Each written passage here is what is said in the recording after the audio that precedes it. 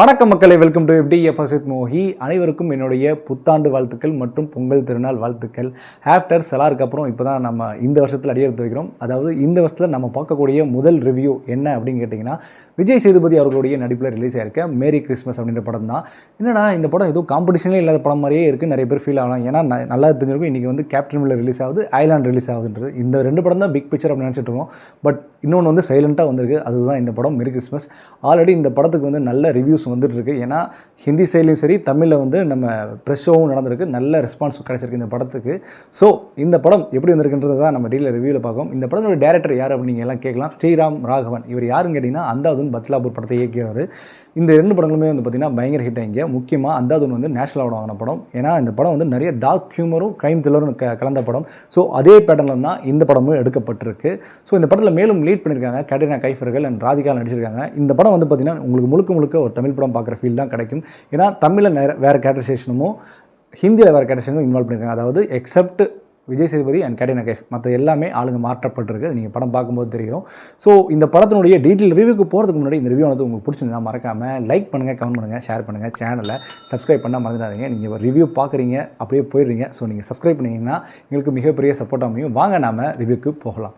Merry Christmas இந்த படத்தினுடைய one line என்ன அப்படின்னு கேட்டிங்கன்னா, ஒரு கிறிஸ்மஸ் ஈவினிங். அந்த கிறிஸ்மஸ் ஈவினிங்கில் வந்து ரெண்டு ஸ்ட்ரேஞ்சர்ஸ் சடனாக மீட் பண்ணிக்கிறாங்க. அப்படியே மீட் பண்ணும்போது அப்படியே பார்த்து பேசிட்டு அவங்களுக்குள்ளே வந்து ஒரு ரொமான்ஸ் உண்டாகுது. ஆனால் அங்கே தான் ஒரு சிக்கலில் ஒரு பெரிய பிரச்சனையே வந்து பூகமே வந்து வெடிக்குது. அதுக்கப்புறம் ஒரு பெரிய க்ரைமும் ஆகுது. ஸோ அந்த க்ரைமுக்கு அப்புறம் இவங்க எப்படி எஸ்கேப் பண்ணாங்க, எப்படி தான் தப்பிச்சாங்க, அந்த இடத்த விட்டு தப்பிச்சாங்க அப்படின்றதான் இந்த படத்தினுடைய ஒட்டுமொத்த கதையே. ஓகே, இந்த படத்தினுடைய பாசிட்டிவ் அண்ட் நெகட்டிவ் பற்றி பேசுவோம். இந்த படத்தினுடைய மிகப்பெரிய பாசிட்டிவ் என்ன அப்படின்னு கேட்டிங்கன்னா, ஸ்ரீராம் ராகவனுடைய ஸ்க்ரீன் பிளே எழுதப்பட்ட விதம். ஏன்னா நீங்கள் அந்தாதுன் அப்படின்ற ஒரு படம் பார்த்துட்டு வந்திருந்தீங்கன்னா இந்த படம் ஃபுல்லி சாட்டிஸ்ஃபைடாக உங்களுக்கு அமையும். அந்தளவுக்கு இந்த படத்தினுடைய ரிட்டர்ன் பயங்கரமாக அமைஞ்சிருக்கு.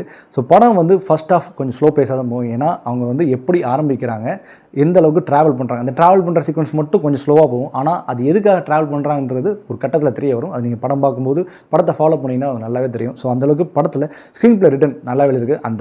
அந்த க்ரைம் நடந்ததுக்கப்புறம் ஏற்படுற நிறைய சீக்வன்ஸ் சேஞ்சஸ்லாம் வந்து பார்க்கும்போது படத்தில் ஆஹா என்னடா இப்படிலாம் பண்ணுறீங்க, இப்படிலாம் எடுக்கிறீங்களே, இந்த அளவுக்கு எப்படிப்பா இந்த அளவுக்கு யோசனை வருது அப்படின்ற மாதிரி இருக்கும். ஆக்சுவலி இந்த டேரக்டரை பார்த்து பார்த்தீங்கன்னா சாக்ரட்டிஸ் மாதிரி இருப்பார் பார்க்குறதுக்கு. பட் நல்ல மூளை இந்த படத்தில் அவர் யூஸ் பண்ணியிருக்காரு அப்படின்னு தான் சொல்லி ஆகணும்.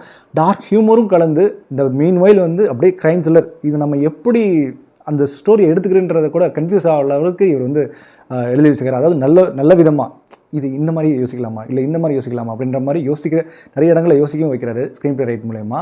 ஸோ அவருக்கு மிகப்பெரிய பாராட்டுகள். எனக்கு தெரிஞ்சு கண்டிப்பாக இந்த வாட்டியும் சரி ஒரு நல்ல பொழுதுபோக்கு படத்துக்கு இந்த படம் அவார்டு வாங்குறதுக்கான சான்சஸ் நிறையாவும் இருக்குது. ஏன்னா படம் வந்து ஆரம்பத்தில் நின்று வரைக்கும் உங்களை அந்த க்ரைம் த்ரில்லர் அப்படின்ற செக்மெண்ட்டில் நல்லாவே உட்கார வைக்குது. அதுதான் மெயின் ஒரு ரீசன் சொல்லலாம். அண்ட் தென் இந்த படத்தில் டெக்னிக்கல் சைடாக பார்த்தீங்கன்னா சினிமோட்டோகிராஃபியாக இருக்கட்டும், இந்த படத்தோட எடிட்டிங்காக இருக்கட்டும், மெயின்லி இந்த படத்தோட மியூசிக் ஒரு மாதிரி கிளாசிக், ஒரு விண்டேஜான மியூசிக். படம் ஃபுல்லாகவே ட்ராவல் ஆகுது. ஏன்னா படம் வந்து ஒரு பீரியாடிக் மூவி மாதிரி எடுக்க ட்ரை பண்ணியிருக்காங்க.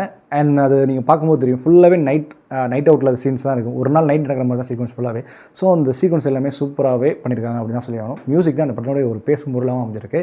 அண்ட் தென் இந்த கேஸ்டிங், தி வெல்கம் பேக் விஜய் சேதுபதி அப்படின்னு சொல்லலாம். ஏன்னா விஜய் சேதுபதி வந்து பார்த்திங்கன்னா போன வருஷம் பயங்கர அடிப்பட்டு, அவமானப்பட்டு, கஷ்டப்பட்டு, நஷ்டப்பட்டு, ஒரு சில இடங்களில் ஏற்றவும் பார்த்து, ஒரு சில இடங்களில் இறக்கவும் பார்த்து, இப்போது ஃபைனலாக ஒரு புத்தாண்டுக்கு ஒரு புது வரவோட சூப்பராகவே இறங்கியிருக்காரு அப்படின்னு தான் சொல்லணும் விஜய் சேதுபதி அவர். ஸோ அவருக்கு நம்ம வெல்கம் பண்ணலாம், அவருடைய வெல்கம் பேக் வச்சு. ஸோ இதுக்கப்புறம் நல்ல ஸ்கிரிப்டாக தான் எடுப்பேன்னு நினைக்கிறேன். ஆல்ரெடி அனௌன்ஸ் பண்ணியிருந்தாரு இனிமேல் வில்லன் ரோலோ இல்லை சைட் ஆக்டர் ரோலோ பண்ண போகிறதில்லன்னு. So let's see. ஆனால் இந்த படத்தில் ஒரு சூப்பரான ஒரு லீட் பண்ணியிருக்காரு அப்படின்னு தான் சொல்லிக்கணும். ஈக்குவல் டு கேட்ரினா கைஃப் அப்படின்னு கூட சொல்லலாம். ஏன்னா படத்தில் நல்ல வேலை வாங்கியிருக்காங்க அவரை வச்சு. ஸோ படம் ஃபுல்லாகவே அந்த எமோஷன் ரொம்பவே கேரி அவுட் பண்ணுறாரு. கேட்ரினா கைஃப் கிட்ட ரொமான்ஸ் பண்ணுறதா இருக்கட்டும், அப்புறம் ஒரு இடத்துல பயப்படுவார், அந்த சீக்வன்ஸ்லாம் இருக்கட்டும், அதெல்லாம் மிரட்டி விட்டுருப்பார். நம்மளுக்கு பரிச்சயமான அந்த விஜய் சேதுபதி இருப்பார்ல, அது இந்த படத்தில் நல்லாவே தெரிவார். அண்ட் கேட்ரினா கைஃப், எனக்கு தெரிஞ்சு கேட்ரினா கைஃப் நடித்த படங்களே இந்த படத்தில் தான் கேட்ரினா கைஃப் நடிச்சிருக்காங்க அப்படின்ற மாதிரி எனக்கு ஃபீல் ஆகுது. ஏன்னா மற்ற படங்களில் வந்து கேட்ரினா கைஃப் வந்து ஒரு கிளாமருக்கோ, ஒரு சாங்ஸ்க்கோ, இல்லை ஒரு எலைட் பேஸ்டான மூவிஸ் மட்டும் தான் யூஸ் பண்ண மாதிரி எனக்கு ஃபீல் ஆகுது. பட் இந்த படத்தில் தான் நல்ல ஒரு நடிப்புக்கு தீனி போட்ட படமாக நான் ஃபீல் பண்ணுறேன். ஏதோ ஒன்று மேட்ச் ஆகுது அவங்க சைட்லேருந்து. இந்த படத்துக்கான கரெக்டான கேரக்டர் மாதிரியே ஃபீல் ஆகுறாங்க.